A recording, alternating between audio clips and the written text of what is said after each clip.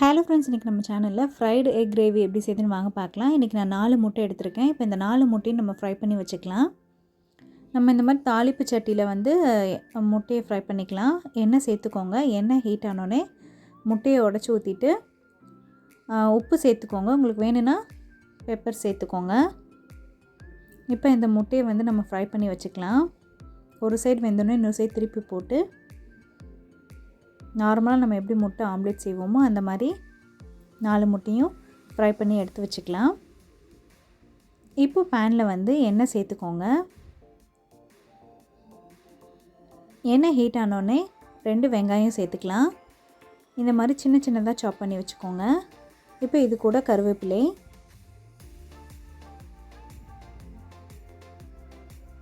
வெங்காயம் இப்போ நல்லா வதக்கிக்கலாம்.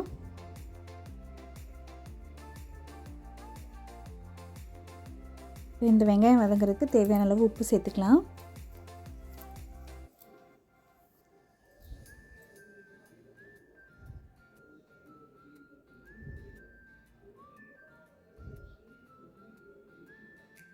இப்போ நல்லா வெங்காயம் வதங்கினோடனே இஞ்சி பூண்டு பேஸ்ட்டு 1 ஸ்பூன் சேர்த்துக்கலாம். இப்போ இதோட பச்சை வாசம் போகிற வரைக்கும் நல்லா வதக்கிக்கோங்க.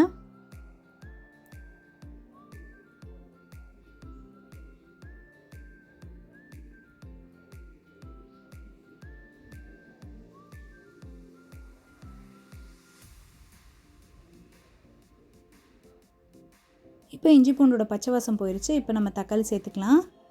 சின்னதாக இருந்தால் 2 சேர்த்துக்கோங்க, பெருசாக இருந்தால் 1 சேர்த்துக்கோங்க. இப்போ இந்த வெங்காயம் தக்காளி நல்லா வதக்கிக்கலாம்.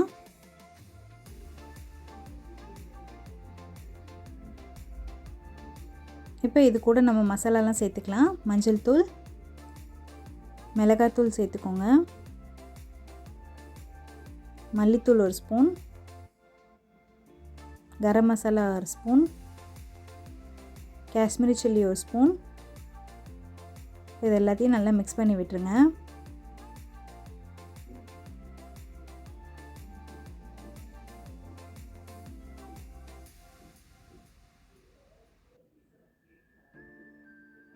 இப்போ இது வேகிறதுக்கு நம்ம தண்ணி சேர்த்துக்கலாம்.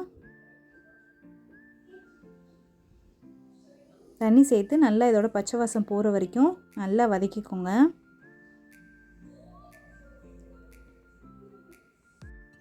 உப்பு காரம் எல்லாம் கரெக்டாக இருக்கான்னு செக் பண்ணி பார்த்துட்டு மீடியம் ஃப்ளேமில் வச்சு நல்லா எண்ணெய் பிரிஞ்சு வர்ற வரைக்கும் நல்லா வேக விட்டுருங்க.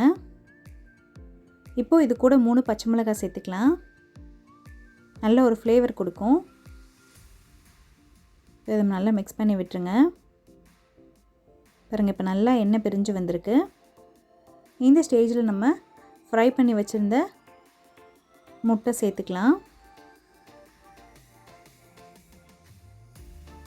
நீங்கள் நார்மலாக வேக வச்சு சேர்க்குறதுக்கும் இந்த மாதிரி ஃப்ரை பண்ணி சேர்த்திங்கன்னா டேஸ்ட்டு சூப்பராக இருக்கும். இப்போ ஃபைனலாக கொத்தமல்லி தூவி விட்டுறலாம்.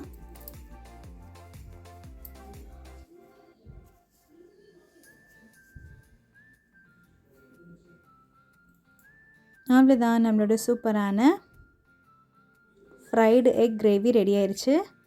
கண்டிப்பாக நீங்களும் இதே மாதிரி ட்ரை பண்ணி பாருங்கள். சப்பாத்தி, ரைஸுக்கு எல்லாத்துக்குமே சூப்பராக இருக்கும். இந்த வீடியோ உங்களுக்கு பிடிச்சிருந்துச்சுன்னா லைக் பண்ணுங்கள், ஷேர் பண்ணுங்கள், கமெண்ட் பண்ணுங்கள். மறக்காமல் சப்ஸ்கிரைப் பண்ணிவிட்டு வீடியோ பாருங்கள். Bye bye.